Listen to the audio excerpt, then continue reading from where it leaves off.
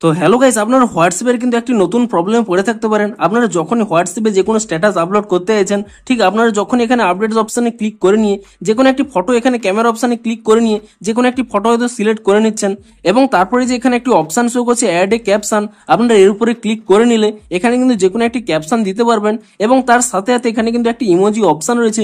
আপনি যদি সেই ইমোজি অপশানে ক্লিক করে নেন, এখানে একটি নতুন গ্লিচ দেখতে পাবেন।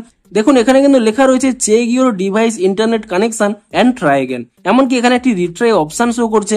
আপনারা এই রিট্রাই অপশনে ক্লিক করে নিলেও এখানে কিন্তু এই প্রবলেমটি কিন্তু যাচ্ছে না। কিন্তু আপনারা যেমন ভাবে এখানে ইমোজিগুলো সিলেক্ট করতে পারতেন তা কিন্তু এখানে ইজিলি সিলেক্ট করতে পারছেন।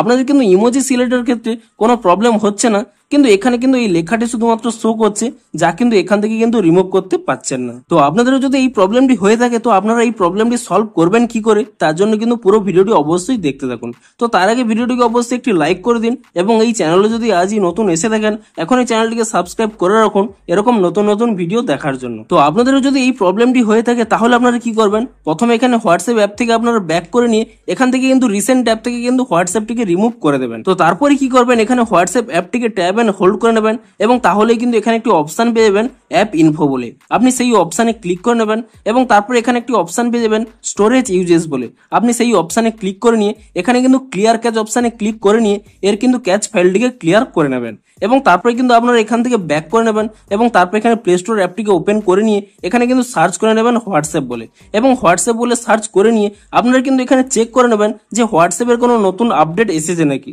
যদি কোনো হোয়াটসঅ্যাপের নতুন আপডেট এসে থাকে, আপনারা কিন্তু এখান থেকে নতুন ভার্সনে আপডেটটি করে নেবেন। দেখুন এটি কিন্তু হোয়াটসঅ্যাপের একটি গ্লিচ, আপনারা আপডেট করার মাধ্যমেই কিন্তু শুধুমাত্র সলভ করতে পারবেন, এর কিন্তু আর অন্য কোনো উপায় নেই। তো তার জন্য অবশ্যই কিন্তু আপনারা এখানে আপডেটটি করে নেবেন, এবং আপডেটটি করে নিয়ে আপনারা যদি পুনরায় এখানে ব্যাক করে নিয়ে হোয়াটসঅ্যাপ অ্যাপটিকে ওপেন করে নেন, এবং ওপেন করে নেওয়ার পরে দেখুন আপনারা পুনরায় এখানে আপডেটসে ক্লিক করে নিয়ে তারপর এখানে ক্যামেরা অপশানে ক্লিক করে নিয়ে তারপরে যে কোনো একটি ফটো এখানে সিলেক্ট করে নিয়ে তারপরে যদি আপনারা পুনরায় এখানে ক্যাপশনে গিয়ে এখানে ইমোজিতে চলে যান, দেখুন এই মুহূর্তে কিন্তু প্রবলেমটি সলভ হচ্ছে না। তার কারণ কি রয়েছে, এখানে কিন্তু হোয়াটসঅ্যাপের কোনো নতুন আপডেট আসেনি।